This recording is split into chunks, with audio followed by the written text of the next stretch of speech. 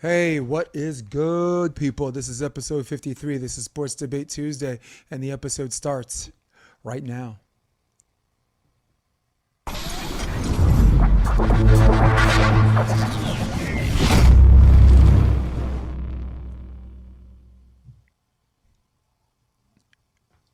Guess who's back? Back again. Guess who's back? My best friend. Guess who's back? We're not whack. Rob is black. I'm kind of black. All right, what's up, people? Episode 53. This is Sports Debate Tuesday along with Rob. Keep it. McLean. I am Jason DeBeas, and here we have another episode. A lot to talk about. We got a small UFC show coming up with a big main event, Overeem versus Volkov. Maybe we'll tap on that a little bit. Super Bowl's around the corner, fast approaching this week. Rob and I are tied for playoff records, 8-4. Very interested to see who he's going to pick for the Super Bowl. But first things first.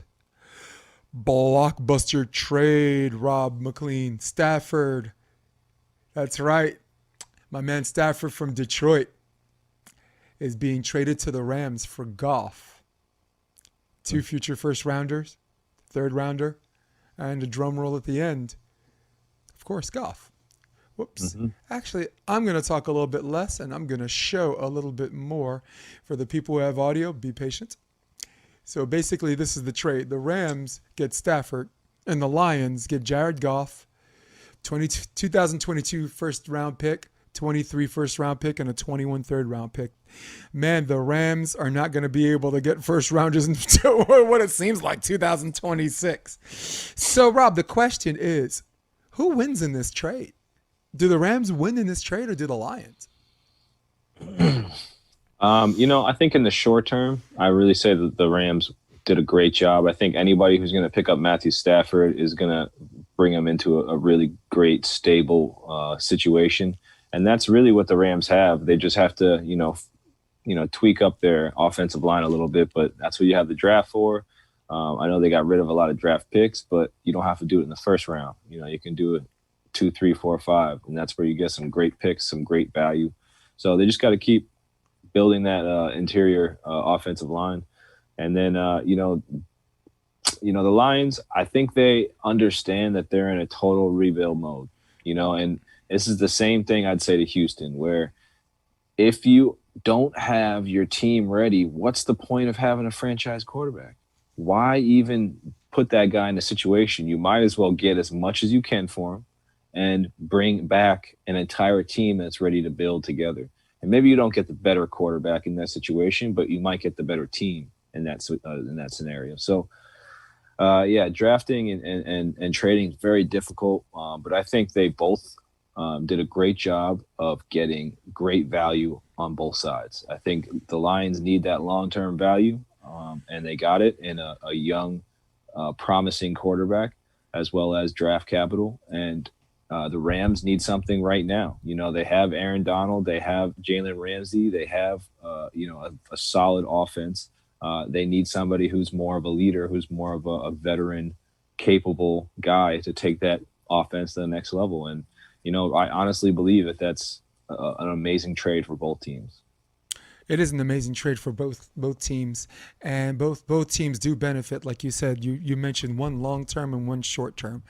As to the question of who I think benefits more, because we both know the truth in the middle, but as to the question of which side of the middle is the truth on, I got to go with the Rams on this one. The Rams are betting the house that Matthew Stafford can take them back to the promised land, and I think eventually they're gonna lose the house in a couple of years, but they think the benefit of being deep in the playoffs and getting back to the Super Bowl allows them to survive that, and the fans will still come and watch them even if they get bad, or should I say when they get bad.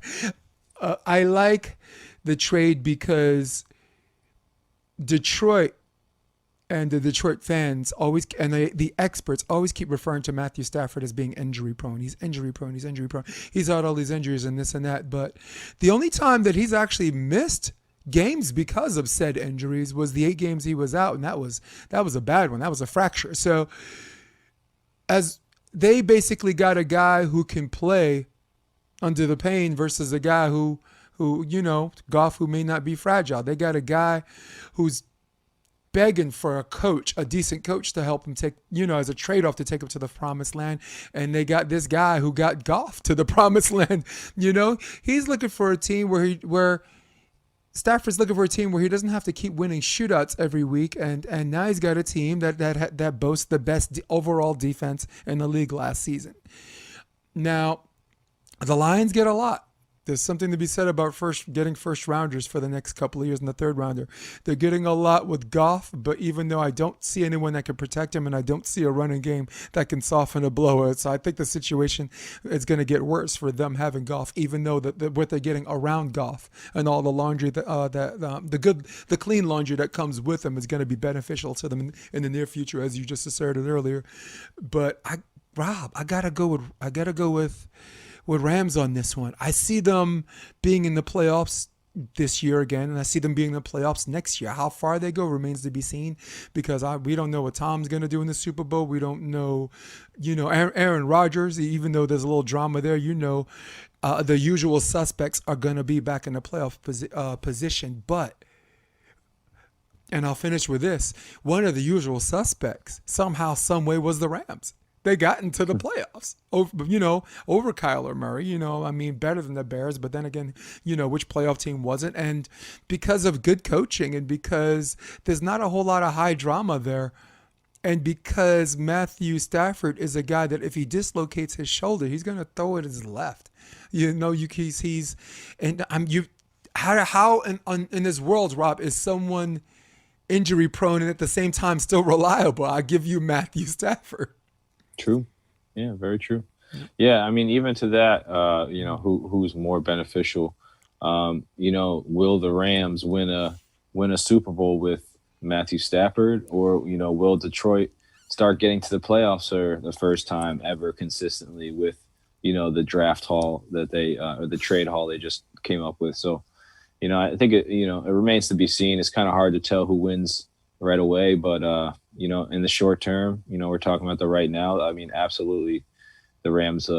I think Matthew Stafford is definitely going to bring that team up a level from where they are is NFC Championship. Right around. And let's not place to be. But let's get rid of the analytics and let's talk about the other factor. That franchise is snake bitten. You know how me and you, we played a little Stephen A. song from First Take about the Cowboys. Accident waiting. I give you the Detroit Lions. That's true. Under the radar. Some way, somehow, when you count on the most, they will let you down. It's true. Matthew Stafford. The coach, I like the coach as a pick, but he's unproven. They find ways to lose games.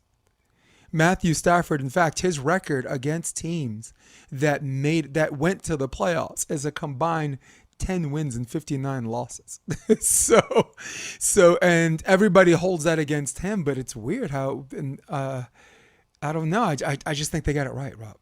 I just think they got it right. I think both, like you said, Dane, I don't think there's any real losers here. Both of them got it right. What they do about it, of course, remains to be seen, and it's fun for us to predict what's going to happen. But it was logical, it was sensible, and it's to be determined if it's right. All right, so. Sure. Cool, man. Let's move on. Topic 2. A lot of festivities. Media week for the upcoming Super Bowl. The most televised, the most watched game, probably, or the watched event in the history of sports, right? The Super Bowl is so popular, the halftime show pays them. And getting commercial time in a Super Bowl is golden. So here we go. We got the Tampa Bay Bucks, who, by the way, the game's in Tampa Bay, so that's the first time in the history of the NFL that the host team furnishes their home team, or the host of the Super Bowl furnishes their home team, and that's TB12, number 12, Tom Brady, and they're going against the Beast. The beast on the other side of the other conference, just an absolute beast, and a team that you and I wouldn't be surprised if they were three-peat champions, which has never happened in the history of the NFL. So, Rob, the question is, my boyfriend's back bigger than before. That's Tom Brady. Can Tom Brady pull this off? Can he beat a stout defense, a well-coached team that boasts a decent running game and an even better receiving core? You know, what's kind of crazy is I think, um, like normally, if Patrick Mahomes didn't get concussed and he's playing his normal fashion, I think that Tampa Bay actually comes away with this and wins, being that they're on their home turf. They can get quick scores. You know they can put the bar pretty high on scoring. They can play really good defense. You know, I think it's really difficult to say that the Tampa Bay Buccaneers are not going to show up. You know, um, Kansas City, before Patrick Mahomes got injured, uh, they were, some games they put up 40, 43 in, three quarters. Sometimes they put up 12 in three quarters. It was kind of topsy turvy. But from what I saw last week, it's kind of scary. I think Patrick Mahomes is still like the ceiling that he's going to reach is going to be when he actually sits in the corner, sits in the pocket, and does nothing but play football. And I think a lot of times he kind of because it comes so easily to him, but he doesn't necessarily play the best football. He plays the most beautiful football. He plays the most fun to watch football. No look passes, but I'm talking about going through your progressions and each and every play, putting the ball where it needs to go and getting it into your playmaker's hands. I don't think he really was that quarterback yet. And I think he can transition into it when he realizes that you should not leave the pocket when you have 300-pound linemen running at directions you can't always see. So, and it comes to mobile quarterbacks a lot quicker than it comes to quarterbacks in the pocket. But the thing is, last week, I think I saw the best Patrick Mahomes I think I've ever seen because he didn't scramble unless he needed to. He wasn't as loose in the pocket as he used to. And, they played clean, unbeatable football. So to me, if that Patrick Mahomes comes out another week away from a possible concussion, I think I got to go to Kansas City, and I'm not going with that Kansas City and just saying, oh, well, that's the easy pick. I honestly think that Tampa Bay is the easy pick here. Going at home, Tom Brady, one of the only people who really knows how to dominate in a Super Bowl, or at least control a Super Bowl. You can't really dominate a Super Bowl, but control it, to where I'm the guy on the field you got to be scared of. He's one of the only people I've ever really watched do that, especially my lifetime. Of the last 12 Super Bowls, he's been in more than half of them. So it's just, he's I got to go with Mahomes here. I think it's just a changing of the guard, and I think Tom's going to try as much as he can, but I think it's going to be exactly what you say. I think it's going to be a three-peat. But I got Kansas City, man. That's what I'm going with. That's what I'm rolling with. Their defense is just too dang much, man. I don't think they're going – Tom Brady not moving around. You're going to get that much pressure on him. Ooh. Let's see what happens. Rob, keep him McLean. 2 weeks ago, when I saw the way Kansas City Chiefs dominated the Buffalo Bills, a team that they were already favored to beat, so it wasn't really as much the what as to me as much as it was the how, right? And you knew Mahomes was going to perform when he needed to, if not in the clutch, maybe the entire game. You knew that the Buffalo Bills, even though their defense is stout and well coached, you knew they were suspect against the run, and you knew maybe some of these guys will break a run here and there. You knew Tyreek Hill was going to be Tyreek Hill no matter who's defending him. You knew Travis Kelce has defenders bouncing off him when he goes over the middle. I mean, people run into him and it's no result. And the era of the tall, muscular white guy is as far as receiving cores is concerned is in full effect. Okay, it used to be the diva, slick, thin African American, just moves this and that. But man, between Little and those guys and just whatever. So, and I'm not trying to make it racial. I'm just having a little fun because we're both biracial. But the thing that stuck out to Kansas City to me was not all those things. It was the way the defense handled Josh Allen. And Josh Allen ran for 88 yards with 8 on 8 attempts, but those weren't attempts. Those were run for They your were. life yards. And he had even when he had protection, his number one wideout and his receiving core couldn't get open. And even when he didn't have protection, he was running for his life. And 2 weeks ago, I'm like, Brady can't even escape the way Josh Allen can. And Brady, under protection, are his receivers, and it's Antonio Brown, and all these guys are going to get open. And then I took all of that away. And I went to bed last night, and I woke up, and I opened my eyes, and I said, never bet against Tom Brady. Never bet against Tom Brady. 6 out of 9 times, you're going to be right if you pick this guy to win him in the Super Bowl. The man's been to the Super Bowl half the time. His 20-year career, because I don't count that game that he got injured, in the first quarter or the first game, where Matt Castle had to finish the season. He's been to the Super Bowl 10 out of his 20 years, half the time, and won 6 out of 9. Whether it's 7 out of 10 or 6 out of 10 remains to be seen. But I trust him to make fast decisions in the pocket more than I trust Josh Allen. I trust his receiving core to get open when he has protection. I trust Jason Pierre-Paul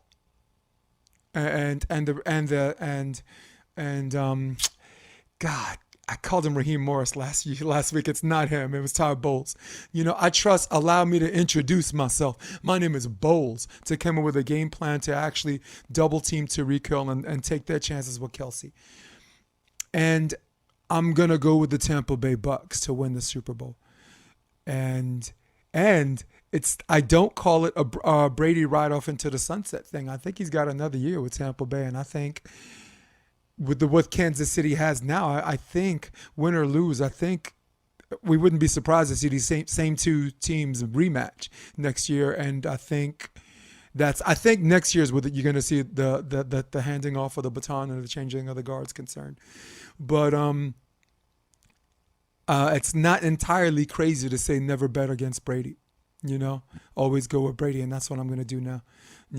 Dude, besides, we're tied, man. We can't be picking the same people, and you and me, we're tied. Our win-loss record, and we both get participation trophies like everybody's a winner, roasting marshmallows, singing camp songs, singing Kumbaya. No, Rob, there's got to be a winner, and there's got to be a loser, and it's going to be me. Yeah. No, I agree. No, I think I definitely agree with that. I think I've probably gone against Tom Brady on most of his Super Bowls, and I think I've been right, 2 out of the 3 times. So I'm okay with my percentages. I'll go against him one more time. He's like, Jay, it's all good. G-Man, baby. Yeah, we had another subject matter, but it was very, very delicate, and it had to do with Chad Wheeler, this assault case with his girlfriend. But because domestic abuse is, I don't call it an epidemic, but because it's a hot button topic, I think it's something we could save till next week or whatever, and this and that. And as the facts continue to unfold, and his arraignment is on the 9th of February, which is actually when we do our debate show. We'll have more information. We'll keep people posted on that. But me, you are a black man. Me, and more ways than one, I identify with being black. And when I just saw that he was white and had long hair, man, I'm like, I just thank the Lord. I'm like, every time someone's getting busted for marijuana, every time there's a domestic abuse thing, you pray it's not a black man, Right. So and even the dog is bitching in the back like, not again. So we're gonna skip that. All right, because we got plenty of subject matter to talk about, and the more this Super Bowl, this football thing comes to a close, the more you and I are going to be heated up talking about college basketball and the National Basketball Association. But hey, next topic's next, right? That's right. My personal favorite, and we only have one subject matter for this. But without further ado, this is to shame or not to shame. Shame. Shame. Shame. Shame. Shame.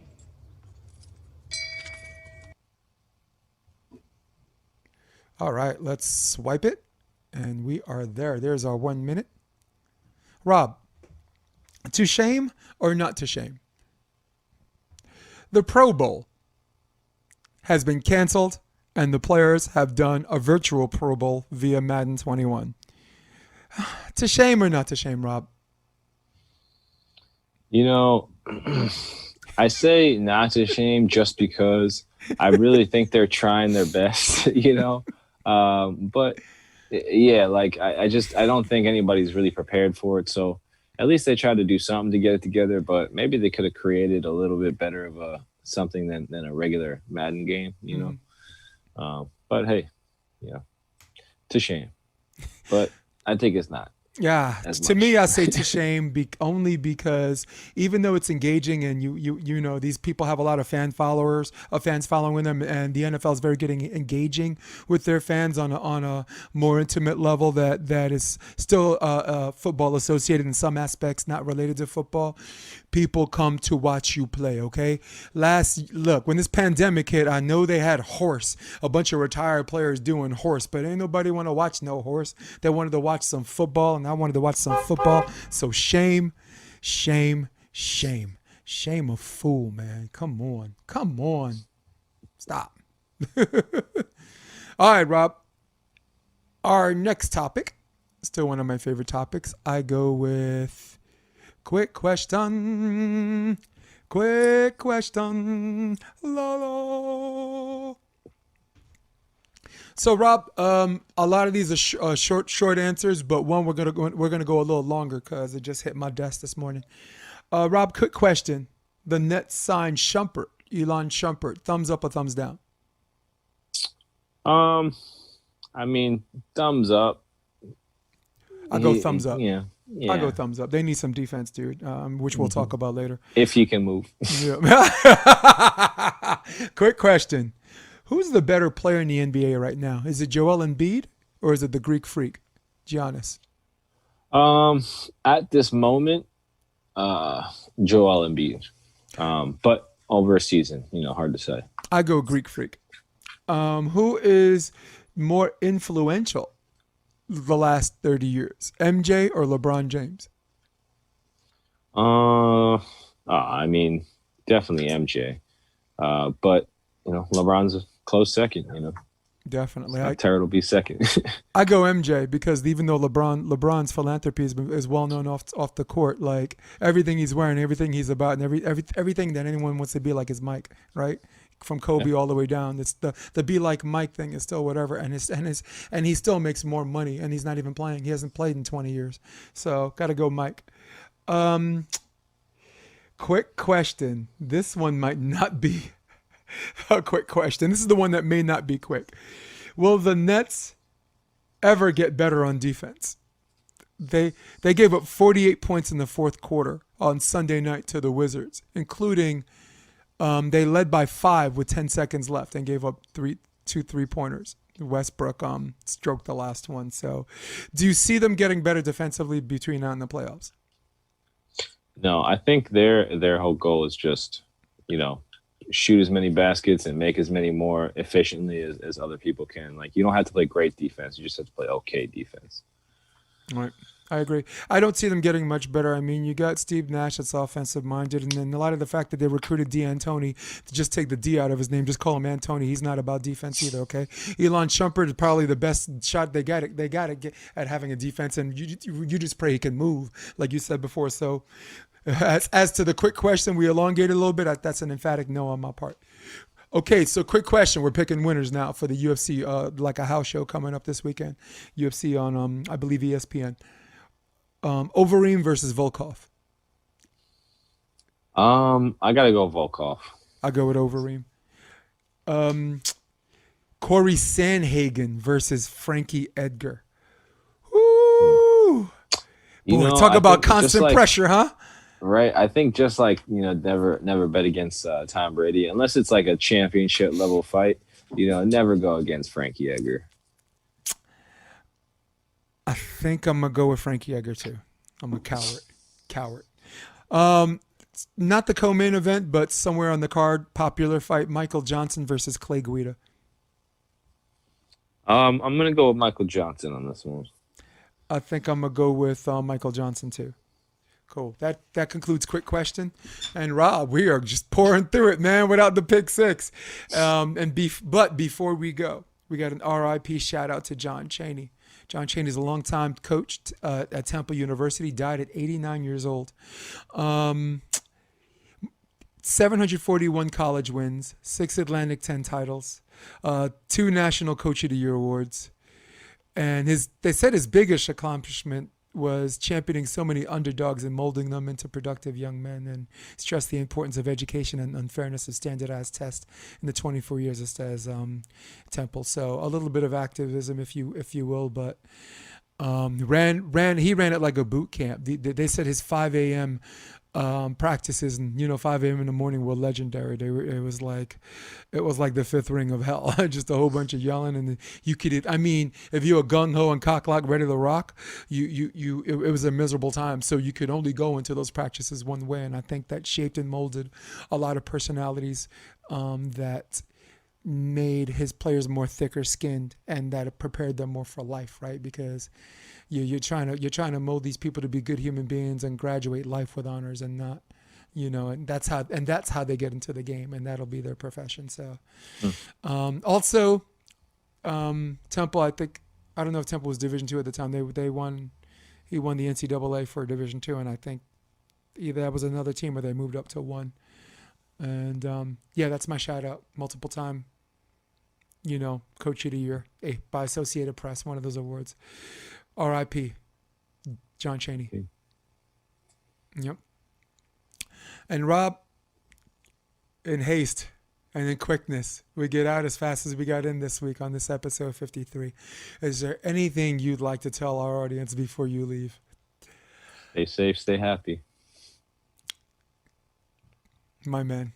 That never gets old, right? Never. I switch it up always a little bit, to what I'm feeling on the day. But I held on to my seat. Just to get surprised. But you know what? I released my seat with a level of happiness, knowing that it's a normal week, man. And I hope you have a good week this week. And for all of y'all listening, I hope y'all have a great week too. For all of you at home, for all of you on your iPad, iPhone, Droid, desktop, who runs the world, old school. For my dude, Rob, keep it McLean. This is episode 53. I'm Jason DeBeas. We're out. Come check out the Option Podcast on OptionVB.com. It's also available on iTunes and Spotify, and on YouTube under the NY Varsity Sports handle. You're going to love what you hear.